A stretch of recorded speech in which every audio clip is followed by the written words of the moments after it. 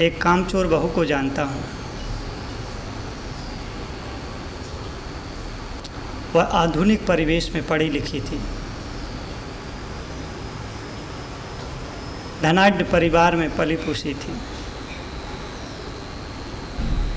जब वह बहू बनकर के ससुराल में आई तो उसकी सासू ने सिर माथे बिठा लिया। भला बिठाती भी क्यों ना, उसका इकलौता बेटा था और इकलौते बेटे की इकलौती ही बहू थी। एक ही बेटा था, उस पर कोई बेटी नहीं थी, कोई लड़की नहीं थी। और मैं कहता हूं कि घर में एक लड़की जरूर होनी चाहिए।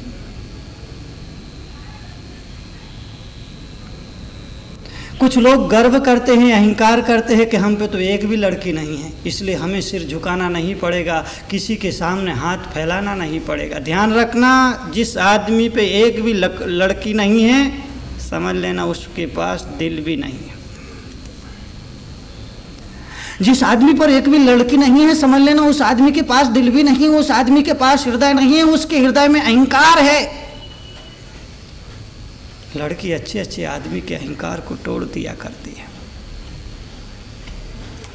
इसलिए कहता हूं कि घर पर एक लड़की या जीवन में एक लड़की जरूर होना चाहिए। जिस परिवार में जिस व्यक्ति पर एक भी लड़की नहीं है, वो आदमी अहंकारी हो जाता है, उस आदमी का हृदय रूखा हो जाता है, उस आदमी का हृदय पाषाण हो जाता है और उस हृदय पाषाण में संवेदनाएं नहीं होती।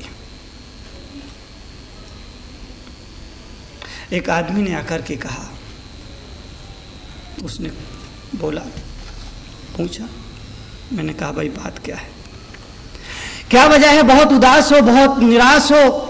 उन्होंने कहा, मुनीश्री मेरा कोई पुत्र नहीं है, बस एक पुत्र है। मैंने कहा कोई बात, पुत्र है और पुत्री नहीं है तो क्या हुआ, पुत्री तो किन्हीं अर्थों में पुत्र से भी ज्यादा महत्वपूर्ण हुआ करती है। अरे पुत्र तो एक ही कुल को रोशन करता है, लेकिन पुत्री दो कुलों को रोशन करती है। वह पिता के कुल को भी रोशन करती है और पति के कुल को भी रोशन करती है। वे बोले, आपका तो बिल्कुल कहना सही है, आपका कहना बिल्कुल सही है, बिल्कुल सही है, पर मेरी चिंता यह है कि लड़का ना होने से मेरा वंश खत्म हो जाएगा, अतः मुझे वंश का अंश चाहिए। वह बड़ा चिंतित था वंश को लेकर। मैंने कहा ऐसा कुछ नहीं, मैंने कहा ऐसा कुछ नहीं है कि जिसके पास लड़का नहीं उसका वंश खत्म हो जाता है, उसका वंश नहीं चलता है, जिसके घर लड़का ना हो उसका वंश ना चल पाया हो, ऐसी कोई बात नहीं है। मैंने कहा कि भाई महावीर स्वामी के वंश को चलाने वाला कौन है? भगवान महावीर तो बाल ब्रह्मचारी थे, उन्होंने तो कोई विवाह नहीं किया, उनके तो कोई संतान नहीं थी, फिर भी उनका नाम है, उनकी कीर्ति है, सारी दुनिया में उनकी यशो गाथा दुनिया के दिल दिमाग में सदियों से रची पची है। अरे भगवान महावीर को निर्माण हुए 2500 साल से भी ज्यादा समय गुजर गया, फिर भी वो भारतीय इतिहास में, भारतीय क्षितिज में ध्रुव तारे की तरह आज भी आवा बिखेर रहे हैं। पुत्रों से ही वंश चलता हो ऐसा नहीं है। अगर ऐसा ही होता तो भगवान महावीर, महात्मा पुत्र विवेकानंद, दयानंद, विनोबा भावे, आचार्य कुंद, आचार्य शांति सागर जैसे महापुरुषों के तो कोई पुत्र नहीं था, फिर भी वो भारतीय इतिहास में अमरता का वरदान पा गए हैं, फिर भी वो भारतीय इतिहास में अजर और अमर हो गए। इनका कोई पुत्र नहीं था, कोई संतान नहीं थी, लेकिन इतिहास में इनका नाम अजर है, अमर है। वंश चलने या डूबने की बात व्यर्थ है। इस पृथ्वी पर ऐसे दिव्य पुरुष पैदा हुए हैं जिनके वंश को चलाने वाला कोई नहीं था, जिनका कोई वंश नहीं चला, फिर भी वो परमहंस बन करके जिए हैं, फिर भी वो दुनिया की हृदयों में राज करके जिए। तो वंश के अंश की चिंता छोड़ दे, क्योंकि वंश का अंश कुल दीपक बने यह कोई जरूरी नहीं।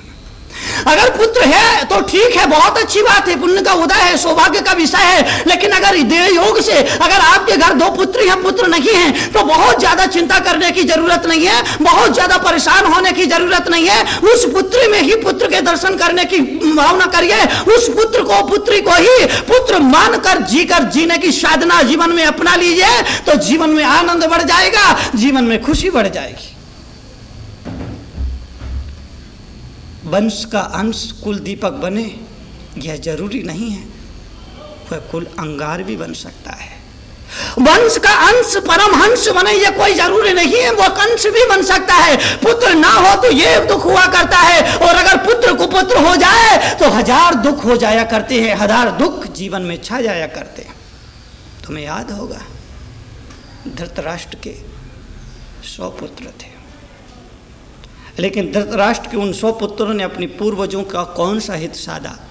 मैं पूछता हूँ, तुमसे ही पूछता हूँ, क्या धृतराष्ट्र के जो 100 पुत्र थे, उन 100 पुत्रों ने अपने पूर्वजों के, अपने पुरखों का कौन सा हित साधा? रावण के 1000 पुत्र थे, लेकिन वो 1000 पुत्र भी रावण को मृत्यु से ना बचा सके, रावण के 1000 पुत्र भी रावण को दुर्गति से ना बचा सके, रावण के 1000 पुत्र भी रावण को नरक गति से ना बचा सके। धृतराष्ट्र के 100 पुत्र और रावण के 1000 पुत्र भी अपने बुजुर्गों को कोई सम्मान न दिला पाए, अपने बुजुर्गों को अमरता का वरदान न दिला पाए, अपने कुल का नाम न रोशन कर पाए, तो इनसे पुत्रों का होना और ना होना क्या मायने रखता है? कोई मायने नहीं रखता है। रावण के 100,000 पुत्र, धृतराष्ट्र के 100 पुत्र अपने बुजुर्गों को कौन सा सम्मान दिला पाए, कीर्ति के कौन सा समृद्धि के शिखरों तक पहुंचा पाए? और आपका ये सोच कि मेरे बुढ़ापे का सहारा कौन बनेगा, ये सोच भी ठीक नहीं है।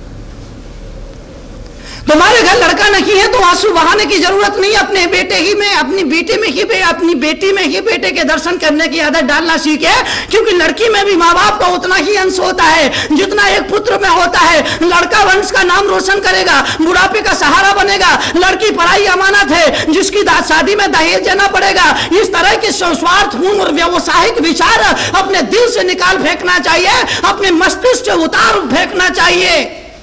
कभी कभी एक लड़की अपने माँ बाप को वो गौरव, वो सम्मान, वो प्रतिष्ठा दिलाती है कि 100 पुत्र और 1000 पुत्र मिलकर के भी अपने पिता को वो गौरव और सम्मान नहीं दिला पाते। धृतराष्ट्र के 100 पुत्र, रावण के 1000 पुत्र मिलकर भी अपने बाप को वो सम्मान नहीं दिला सके जो सम्मान जनक की एक पुत्री सीता ने अपने पिता को दिलाया।